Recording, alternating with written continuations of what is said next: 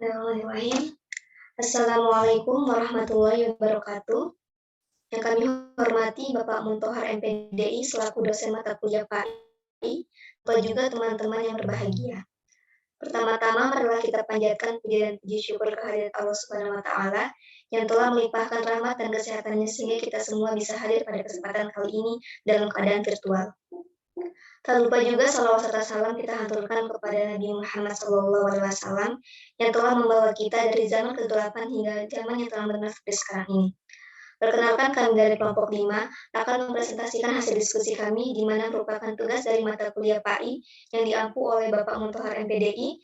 Izinkan saya Putri Puji Lestari selaku moderator untuk membuka presentasi kali ini yang membahas tentang Islam sebagai way of life yang terdiri dari yang pertama Salsabila Diva sebagai presenter 1 dengan NIM 017, kemudian yang kedua Pradani Dewi Lestari dengan NIM 010 sebagai presenter 2, kemudian yang ketiga Muhammad Rafli Musyafa dengan NIM 060 sebagai presenter 3, kemudian yang keempat Ratna Mulyawati dengan NIM 035 sebagai presenter 4. Untuk mempersingkat waktu, marilah kita mulai materi yang pertama yang akan disampaikan oleh presenter 1. Kepada Salsabila Diva, kami persilahkan. Ya, terima kasih atas kesempatannya, moderator. Saya Salsabila dengan NIM 17 akan mempresentasikan mengenai pengertian Islam. Islam sendiri dalam konteks the way of life yaitu sebuah petunjuk arah dan langkah-langkah dalam menjalani kehidupan agar terarah dan selamat dunia dan akhirat. Islam sendiri dalam Al-Quran pun disebutkan dan dicantumkan pada beberapa ayat, yaitu yang pertama pada nomor 1 yaitu Islam berasal dari kata asilmu pada surat Al-Anfal ayat 61, yaitu berarti damai. Damai di sini dimaksudkan bahwa Islam itu merupakan agama yang penuh dengan kedamaian, cinta akan damai, tidak ada keributan di dalamnya. Dan nomor 2, Islam berasal dari kata aslama yang berarti menyerahkan diri atau pasrah yang terdapat pada Quran surat An-Nisa ayat 125. Pasrah di sini yaitu berserah diri kepada Allah Subhanahu wa taala karena apa yang kita lakukan segalanya itu diserahkan kembali kepada Allah Subhanahu wa taala. Dan nomor 3 yaitu Islam berasal dari kata istalma mustaslima yang berarti penyerahan total kepada Allah Subhanahu wa taala dalam Quran surat Asy-Syaffat ayat 26. Perbedaan dari nomor 2 yaitu penyerahan total kepada Allah Subhanahu wa taala di sini perhatikan pada hari di mana keputusan itu telah tiba, yaitu setelah wafat kita itu akan dibangkitkan dan itu hanya kita sendiri beserta amal-amal kita yang diserahkan kembali kepada Allah Subhanahu wa taala. Itu yang dimaksudkan pada nomor 3. Yang nomor 4 yaitu Islam berasal dari kata salimun salim yang berarti bersih dan suci, yaitu tidak ada kekotoran di dalam Islam sendiri, yaitu murni berasal dari agama Allah Subhanahu wa taala yang dicantumkan pada Quran surat Asy-Syu'ara ayat 89.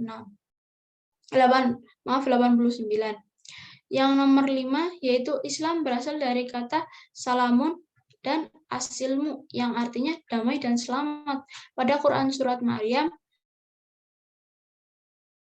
ayat 47. Selanjutnya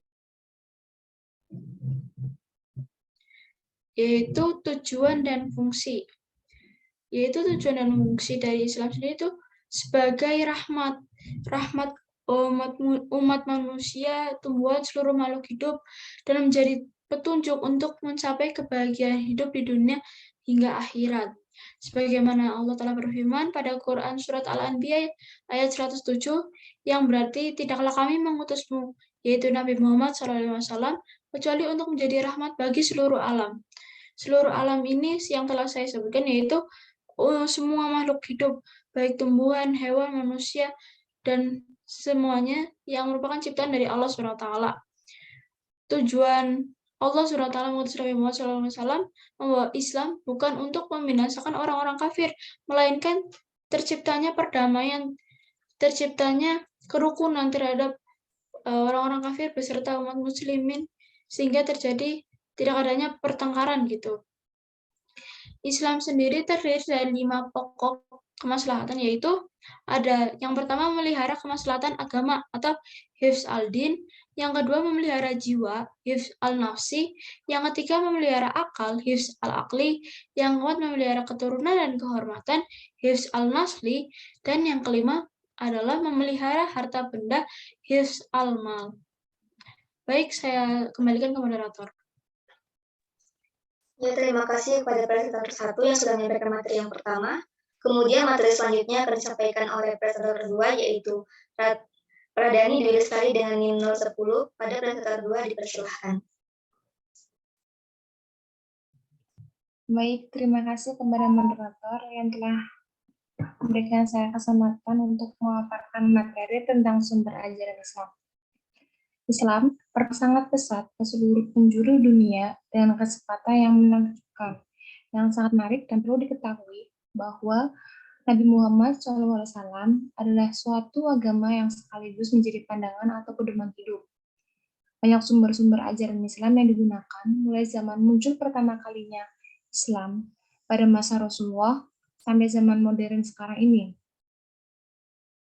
Sumber adalah tempat pengambilan, rujukan, atau acuan dalam penyelenggaraan ajaran Islam.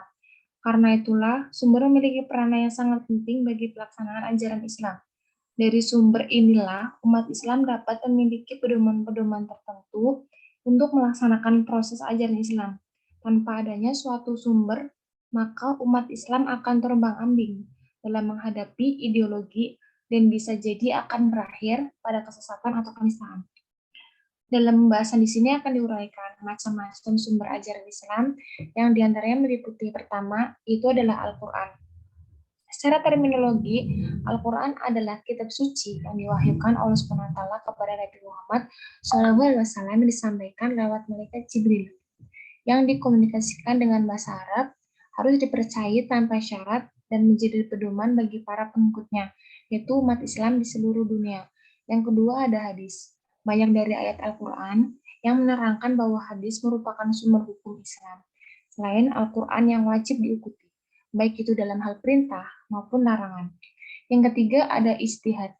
Ijtihad memiliki arti kesungguhan, yaitu mengerjakan sesuatu dengan segala kesungguhan untuk merumuskan kepastian hukum mengenai suatu perkara yang tidak ada status hukumnya dalam hal Al-Quran.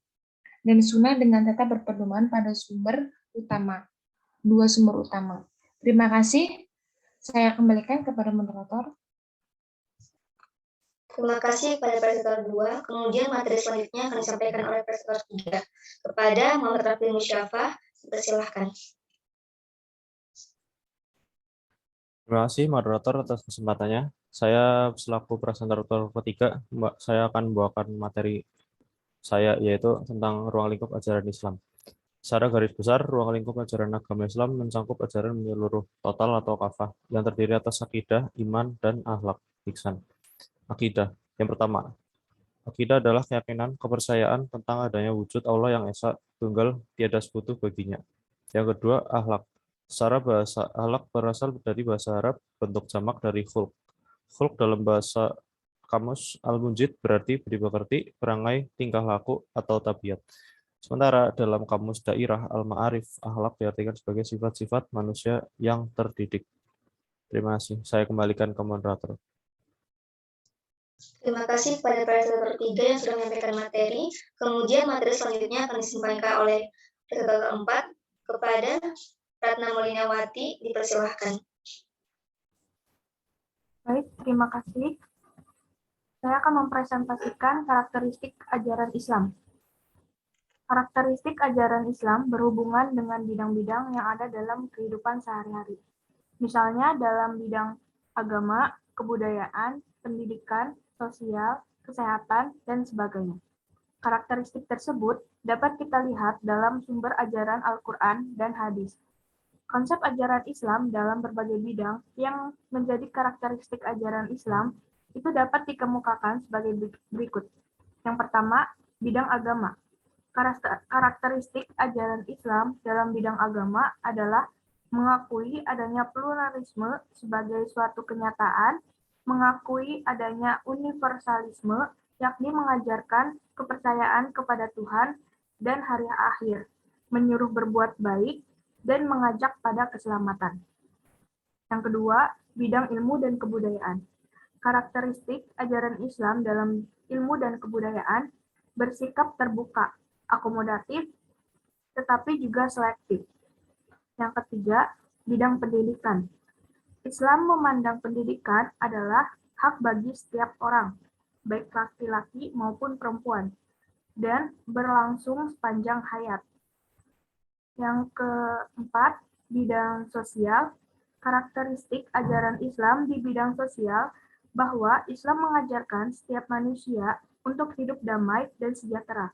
Lebih khususnya, di bidang ini, Islam menjunjung tinggi tolong-menolong, saling menghargai hak dan kewajiban, kesetiakawanan, tegang rasa, dan kebersamaan.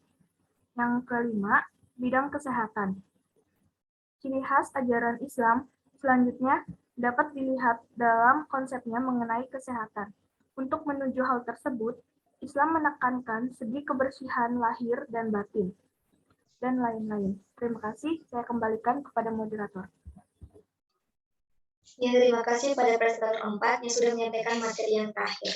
Tidak terasa kita sudah sampai di penghujung presentasi ini. Saya berharap apa yang kami sampaikan bisa bermanfaat bagi kita semua.